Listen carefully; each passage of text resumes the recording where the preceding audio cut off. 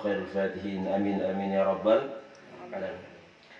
Alhamdulillah, fadilatul mukarram muhtaramin yang sama-sama kami hormati, sahibul majlis Zakir, yaitu orang tua saya, bang saya, Bang Haji Ramayuli, kemudian keluarga semua, keluarga besar. Mudah-mudahan senantiasa diberi keberkahan oleh Allah Subhanahu wa taala. Dijadikan keluarga sakinah, mawaddah warahmah, dijadikan anak-anaknya anak yang saleh dan salehah.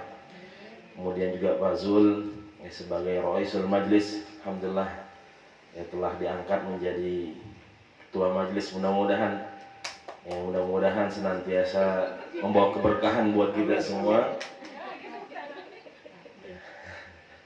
Ya, pilih Pak Zul. Pilih Pak Zul. Ya, alhamdulillah. Bapak Ibu semua, para jamaah setia Majlis Zakir yang mudah-mudahan senantiasa diberi kesehatan oleh Allah Subhanahu wa taala, diberi kemudahan dalam segala urusannya, diberkahi ya, urusannya, kemudian rezekinya dibanyakkan, diberkahkan oleh Allah Subhanahu wa taala. Mudah-mudahan yang belum dapat jodoh, mudah-mudahan Allah berikan jodohnya.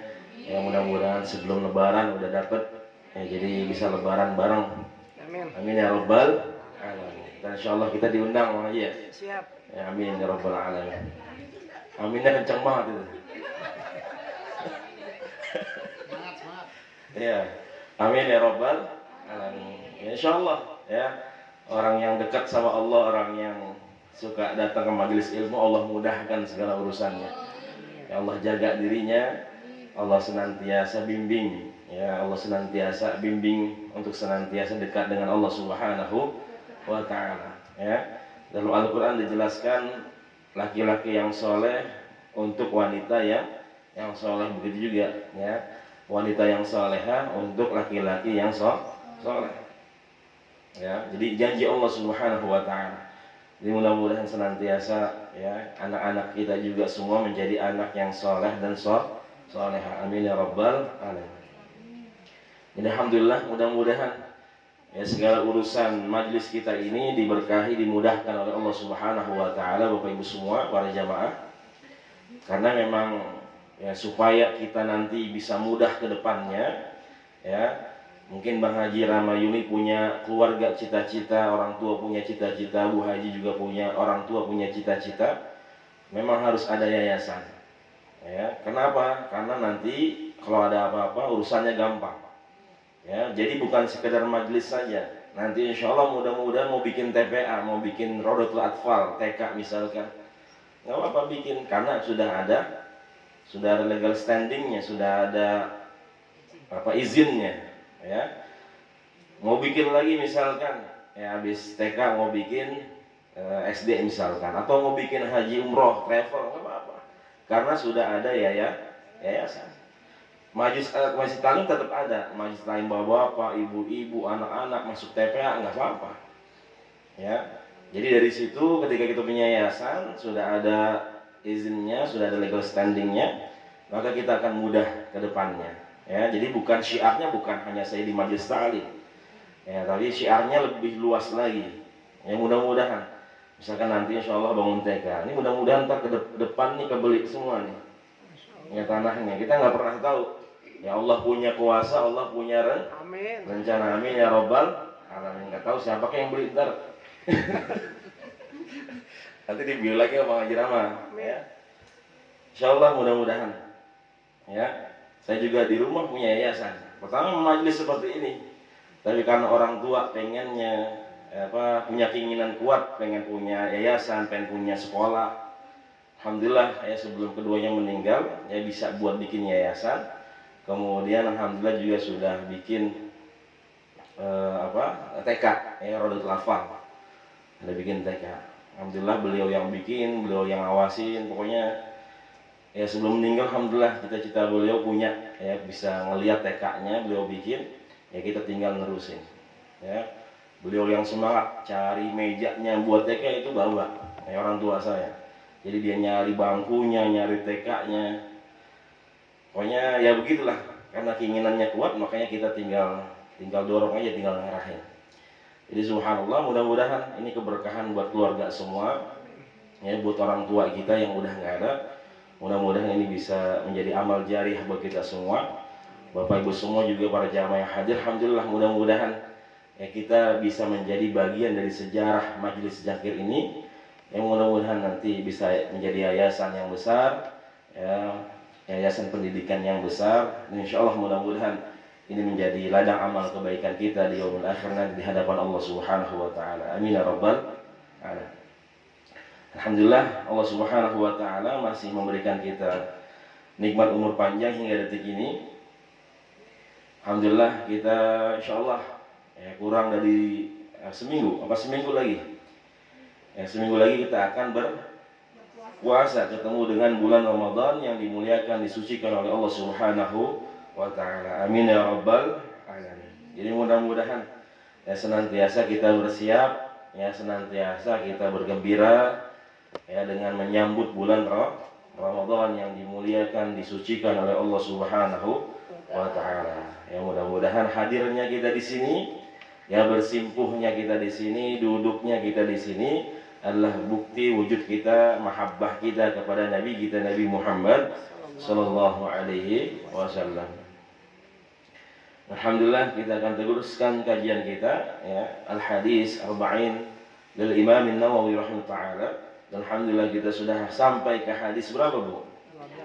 12. Ya, hadis kedua 12, Al-Hadis Tsani Asyar, ya, hadis ke-12. Ya, al-ishtighal bima yufid, ya. Secara garis besar di sini ya Syekh Nawawi rahimahullah menjelaskan makna global, bahwasanya hadis ini menjelaskan tentang kita menyibukkan diri atau kita melakukan aktivitas bima yufid, ya, sesuatu yang bermanfaat buat diri kita, bahkan untuk orang lain. Mari kita sama-sama baca Bapak Ibu semua hadisnya. An Abi Hurairah radhiyallahu anhu qala, An Abi Hurairah radhiyallahu anhu qala, qala Rasulullah sallallahu alaihi wasallam, min husni islamil mar'i tarkuhu ma la ya'nihi. Ya. Jadi hadisnya, min husni islamil mar'i tarkuhu ma la ya'nihi. Ya, hadisun hasanun rawahu Tirmidzi wa ghairuhu hakadha. Ya, hadisnya hadis hasan. Jadi derajat hadisnya adalah hadis hasan, seperti yang hadis kemarin yang kita sudah jelaskan, hadis hasan. Ya, di antara hadis yang memang diperbolehkan kita untuk beristijab, ya, untuk berdalil. Kemarin ada hadis sahih, ada hadis hasan, kemudian ada hadis dhaif, ya, sahih, hasan, kemudian dhaif. Di bawahnya lagi ada hadis maudhu, yang nggak boleh kita pakai maudhu karena memang tidak pernah dijelaskan, ya, diucapkan oleh Nabi kita, Nabi Muhammad sallallahu alaihi wasallam. Ya, hadisnya hadis hasan. Apa bedanya dengan hadis sahih? Kemarin kita sudah jelaskan bahwasanya hadis sahih memang, ya, syaratnya adalah ittisalus sanad, ya, wa dhabtur ruwat, ya, wa adam syuzud wal illah. Hadis sahih itu dia harus bersambung sanadnya. Kemudian juga yang meriwayatkannya itu harus thiqah, harus terpercaya, harus kuat hafalannya. Ya, kemudian juga isinya nggak boleh ada sesuatu yang bertentangan dengan Al-Qur'an. Yaitu hadis sahih. Hadis hasan cuman beda derajat, ya, sedikit saja dengan hadis sahih. Kenapa? Karena hadis hasan ini yang meriwayatkannya hafalannya itu tidak sekuat dengan hadis sahih, yaitu hadis hadis sahih. Ini hadis hasan karena kekuatan hafalan itu beda-beda Bapak Ibu semua. Sama seperti kita, yang masing-masing kepala kekuatannya kita beda-beda hafalannya. Ya, kekuatan hafalan kita itu berbeda. Makanya tadi bahwasanya hadis hasan ini thiqah, ya, yang meriwayatkannya itu terpercaya. Tapi memang hafalannya tidak sekuat dengan hadis sahih. Yaitu hadis hasan. Kalau hadis dhaif, ya, hadis dhaif dia lebih rendah lagi daripada hadis hasan. Tapi kalau kita belajar ilmu hadis sahih, hadis dhaif ini bisa naik derajatnya ke hadis hasan. Ya, yang penting ada riwayat-riwayat yang lain, ya, ada sanad-sanad yang lain yang bisa yang menguatkan hadis dhaif tersebut. Ya, makanya beberapa ulama yang membolehkan kita berdalil dengan hadis dhaif. Ada beberapa. Imam Syafi'i membolehkan. Ya, hadis ini diriwayatkan oleh Imam Tirmidzi, kemudian juga Ibnu Majah, kemudian Imam Malik, ya, kemudian Imam Zarqani. Ya, semuanya beberapa imamatul hadis, imam-imam para hadis menjelaskan ya hadis yang singkat ini tapi ya maknanya dalam. Ya, penuh dengan makna sesuai dengan apa yang dijelaskan oleh Nabi kita Nabi Muhammad sallallahu alaihi wasallam. Ya. Kemarin kita sudah bahas yang mukjizat Nabi kita Nabi Muhammad sallallahu alaihi wasallam adalah apa Bu? Yang ngomongnya sedikit tapi penuh makna, yaitu apa? Jawami'ul kalim. Ya, jawami'ul kalim. Jawami'ul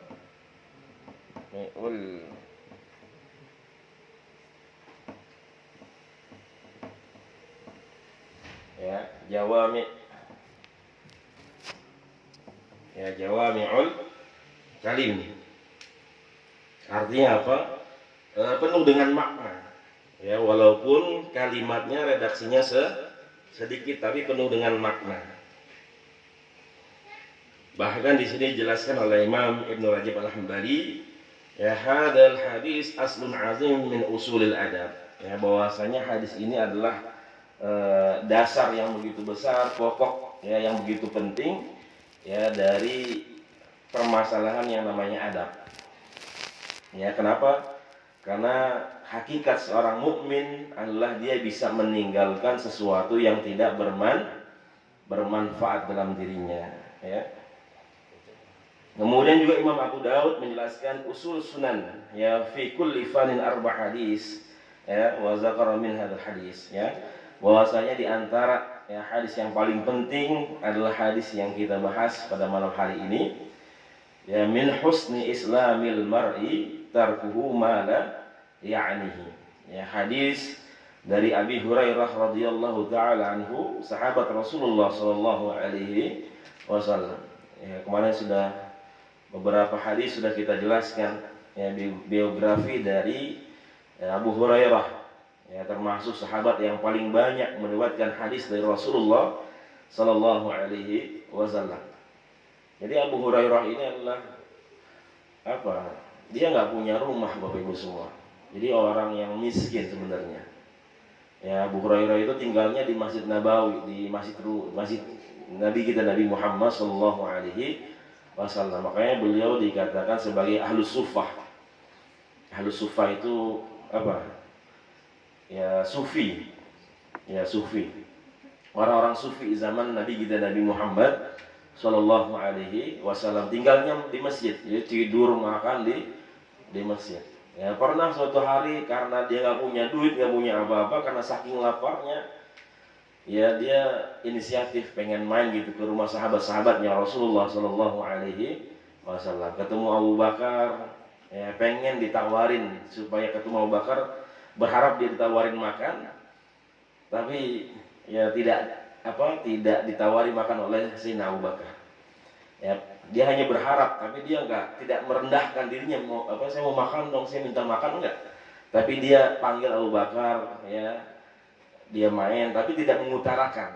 Dia hanya pengen bahwasanya sahabatnya ini ada nggak inisiatif buat saya ngajak makan. Ya, ternyata ketika dia main itu memang tidak ditawari makan, cuma diajak ngobrol. Ya, karena mungkin para sahabat juga nggak punya apa-apa. Ya, begitu juga, alhamdulillah ketika bertemu dengan Rasulullah sallallahu alaihi wasallam, ya, alhamdulillah Rasulullah ketika itu bertemu dengan Abu Hurairah, dan alhamdulillah Rasulullah punya susu. Ini subhanallah. Yang mukjizatnya Nabi kita Nabi Muhammad sallallahu alaihi wasallam, ya, punya susu hanya sedikit. Kalau kita nyebutnya satu baskom. Ya, satu baskom tapi bisa diminum sama sahabat-sahabatnya Sayyidina Abu Hurairah radhiyallahu ta'ala.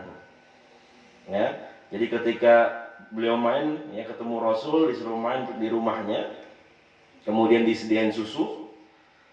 Tapi kata Rasul, jangan langsung minum, ya ajak dulu teman-teman yang lain, teman-teman kamu yang lain ada di masjid itu, ajak panggil semua. Ya gimana Bu? Ya gimana Bang Haji? Kita lagi lapar, ya pengen makan duluan, pengen minum duluan, tapi disuruh manggilin, jangan minum dulu. Ya, cuman ada satu. Jadi gimana urusannya? Ya Ahlus Sufah, teman-temannya Abu Hurairah itu banyak. Ya. Tapi subhanallah, mukjizat Nabi kita Nabi Muhammad SAW. Ya. Jadi disuruh minum dulu itu teman-temannya Abu Hurairah. Ya, alhamdulillah nggak pernah habis. Ya nggak habis-habis. Ya sampai ya giliran Abu Hurairah ya minum. Ya sampai Abu Hurairah minum baru habis. Ini subhanallah. Ya. Padahal cuman sedikit, tapi keberkahan Nabi kita Nabi Muhammad SAW. Ya, susu itu bisa mengenyangkan semua ya ashabus sufah. Ashabus sufah itu ahli-ahli sufi ya, yang tinggal ya di masjidnya Rasulullah Sallallahu Alaihi Wasallam. Jadi mereka memang orang nggak punya, tapi dekat dengan Rasulullah Sallallahu Alaihi Wasallam. Kemudian hidupnya memang di masjidnya Rasulullah Sallallahu Alaihi Wasallam. Makanya beliau ini adalah salah satu sahabat yang paling banyak meriwayatkan hadis dari Rasulullah Sallallahu Alaihi Wasallam. Nama beliau Abdurrahman ibn Sakhar ad-Dawsi. Ya, Abu Hurairah karena dia suka apa Bu? Ya suka kucing, ya suka melihara kucing, ya hirun. Jadi bahasa Arabnya kucing itu hirun. Makanya disebutnya Abu Hurairah hirun. Ya, makanya disebutnya Abu Hurairah, ya banyak kucing. Beliau berkata, ya Abu Hurairah berkata, qala Rasulullah sallallahu alaihi wasallam, bahwasanya Rasulullah ini bersabda, min husni ya islamil mar'i, ya min husni islamil mar'i, ya dari kebaikan Islam ya seseorang, ya dari kebaikan Islamnya seseorang, ya dari kemuliaan Islamnya seorang manusia, tarkuhu ma la ya'nihi, ya meninggalkan ma la apa-apa yang tidak ya'nihi, yang tidak bermanfaat, ya. Jadi bagaimana keislaman seorang, keimanan seorang itu dilihat takarannya adalah dari apa yang dia kerjakan. Ya, apakah dia mengerjakan sesuatu yang bermanfaat ataupun tidak bermanfaat. Makanya Rasulullah bilang kepada kita, ya, bahwasanya sebaik-baik manusia adalah yang bisa memberikan manfaat untuk orang lain. Ya, khairun nasi anfa'hum linnas. Bahwa sebaik-baik manusia adalah yang bisa memberikan manfaat untuk orang lain.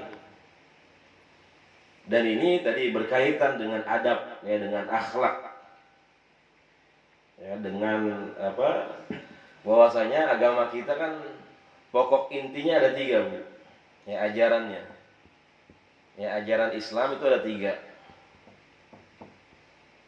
pokok intinya, ya. Yang pertama berbicara masalah akidah, keyakinan. Kemudian yang kedua berbicara masalah syariah.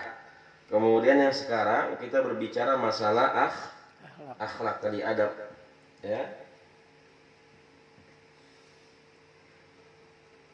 Jadi adab itu masuk ke dalam akhlak, ya, pembahasan akhlak. Makanya Rasulullah Shallallahu Alaihi Wasallam ya diutus untuk menyempurnakan yang namanya akhlak manusia. Innama bu'istu liutammima makarimal akhlak. Ya, aku diutus oleh Allah untuk menyempurnakan akhlak manusia. Sampai Allah memuji Nabi kita, wa innaka la'ala khuluqin azim.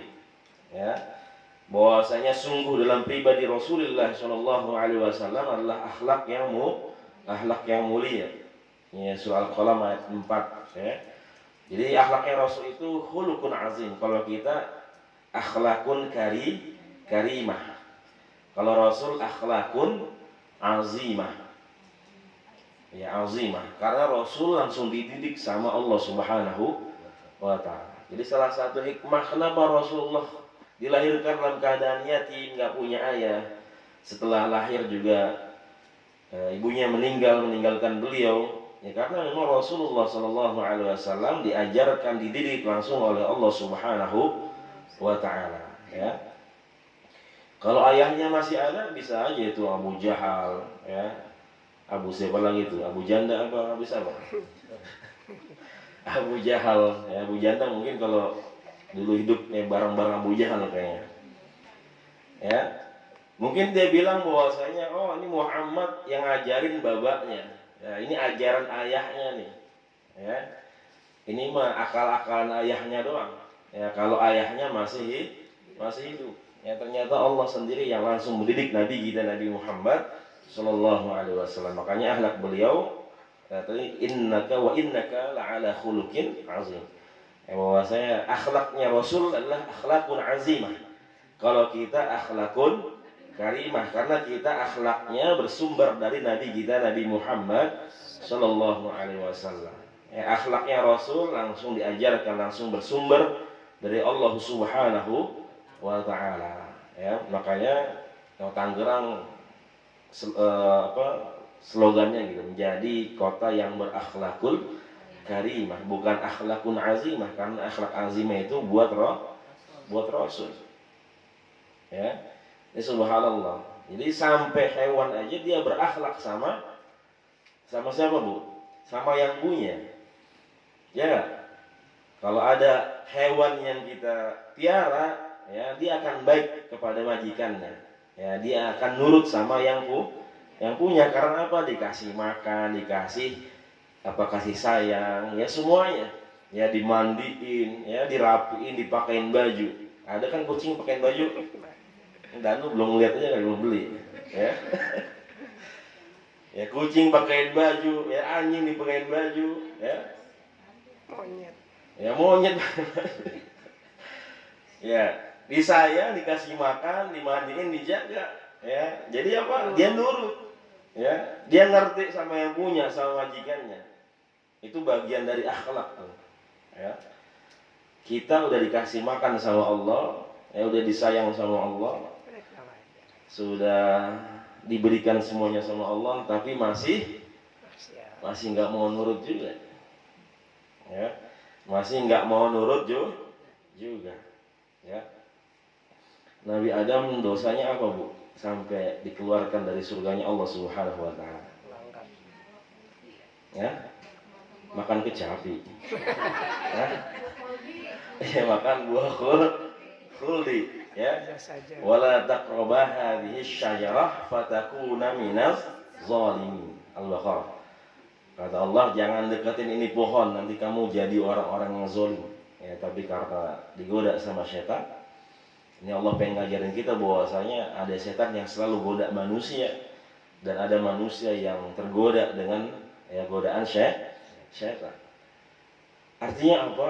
Nabi Adam timbang makan doang, cuman makan buah khuldi, langsung dikeluarin dari surga. Dosa kita apaan aja? Dosa kita apaan aja? Kalau kita absen, nggak cukup kali ini. Ya. Banyak dosa kita, ya. Belum ngelawan orang tua, durhaka sama orang tua. Belum dosa hati kita, belum dosa pikiran kita, belum dosa tangan, ya semuanya. Belum dosa sama tetangga, ya sama saudara. Ya, gara-gara harta bisa berantem. Ya. Gara-gara harta saudara bisa jadi musuh. Ya. Nabi Adam tadi tinggal timbang makan doang, dikeluarin dari surga. Ya, dosa kita banyak banget, tapi kita masih ngarep masuk surga. Ada orang dalam kali ya. Malaikat. Ya orang dalam kan. Ya Allah, ya. Makanya subhanallah tadi, ya. Makanya lihat bagaimana baginda kita Nabi besar Muhammad SAW udah tinggalin sesuatu yang gak bermanfaat, ya. Kalau misalkan tadi mikirin orang, yang ngomongin orang nggak bermanfaat, udah tinggalin. Ya. Ada hal-hal, ada perkara-perkara, perbuatan, aktivitas kita yang nggak bermanfaat, udah tinggalin. Ya.